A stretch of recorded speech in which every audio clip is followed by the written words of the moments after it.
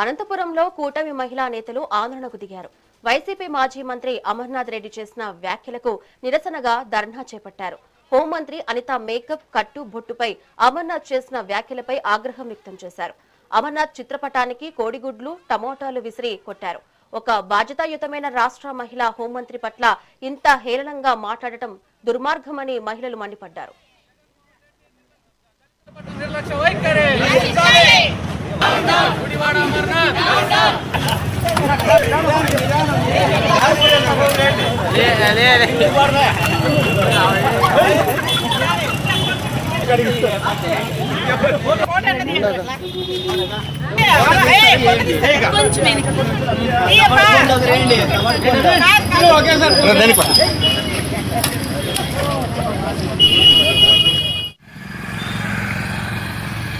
Home minister Anitha గారి మీద అనుచిత వ్యాఖ్యలు చేసిన అమర్నాథ్ రెడ్డి, ఇతనికి ఆడవాళ్ళంటే మహిళలంటే గౌరవం లేదు.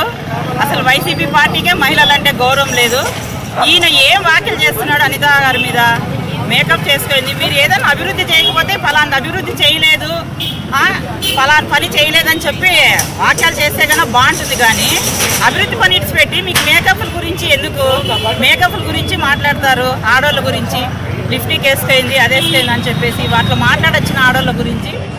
ఆడవాళ్ళకి జన్మ హక్కు మేకప్ చేసుకోవడం అనేది. అది మీకు తెలీదా?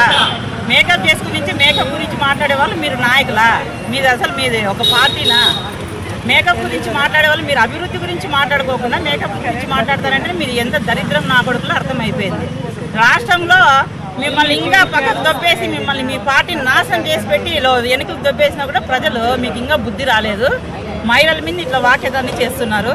ఇంకా మీరు రాబోయే కాలంలో కూడా మీకు మహిళలు ఇవన్నీ విన్నారంటే మీకు మంచి ఇంకా చొప్పు పడేదట్లా మంచి బుద్ధి వస్తుందట్లా. మీకు ఈసారి కూడా మీరు ఇంటికి పోల్సిండేదే.